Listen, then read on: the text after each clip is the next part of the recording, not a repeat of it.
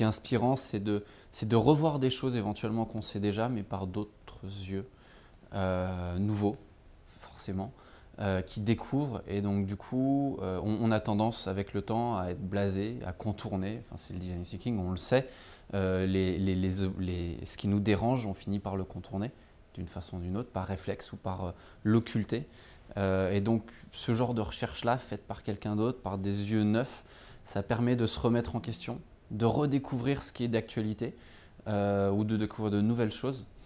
Avec en plus un avantage qui est que quand c'est fait par des étudiants et pas par des professionnels, les interlocuteurs n'ont pas le même a priori.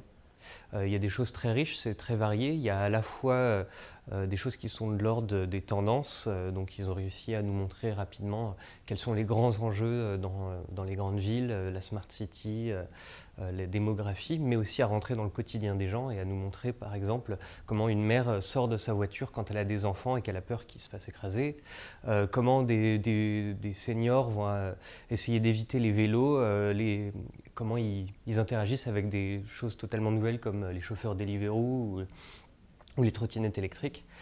Donc il y a ce grand écart micro-macro que je trouve très intéressant. Typiquement, il y a des questions qu'on ne peut pas poser quand on est en entreprise, quand on s'adresse à des gens à l'extérieur, ou en tout cas qui sont plus difficiles à poser à cause de l'a priori en face. Le contact est plus difficile aussi, parce que dès qu'on parle de professionnel, dès que c'est mon travail, l'attente en face, c'est qu'il y ait rémunération. Et derrière rémunération, il y a en fait un biais nécessaire. Donc quand on est étudiant, quand on est au 310, finalement, on a ce contact qui est plus facile avec l'ensemble de la population, une ouverture qui est plus naturelle et on peut aussi se permettre de passer plus de temps sur un certain nombre de réflexions qui sont plus de l'ordre de l'humanisme, mais qui est ce qui fait avancer le monde au final. Là où quand on est professionnel, petit à petit, on a besoin d'équilibrer le temps de cette réflexion avec de la réflexion de ROI, Return on Investment, qui n'est pas forcément compatible avec l'humanisme de temps en temps. Alors, au ME310, il y a des choses qu'on peut faire, qu'on ne pourrait pas faire chez Valeo. Et typiquement, ça va être de pouvoir, avec beaucoup d'agilité, se retrouver très vite à différents endroits, observer différentes personnes, par exemple aller rencontrer des chauffeurs de bus, aller parler avec, je ne sais pas, des policiers, des infirmiers, des chauffeurs Uber, etc. Je pense que les étudiants, ils sont très facilement, ils vont se projeter là-dedans, ils vont pouvoir avoir une idée, le lendemain prendre rendez-vous et y aller.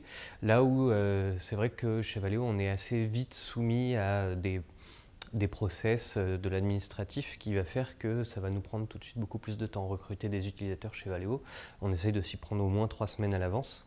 Donc déjà, c'est un gain de temps phénoménal. Et puis, le ME310, c'est aussi un lieu privilégié de prise de risque. C'est-à-dire qu'on peut demander aux étudiants de faire des choses qui ne sont pas du tout ce qu'on fait d'habitude. Et ils ne vont pas craindre d'avoir des comptes à rendre, de dire mais est-ce que c'est vraiment notre business? Est-ce que c'est vraiment ce qu'on fait d'habitude? Non, justement, là, ce qu'on leur demande, c'est de faire ce qu'on ne fait pas d'habitude. Et ça, c'est beaucoup plus facile à faire à l'extérieur qu'à l'intérieur de l'entreprise.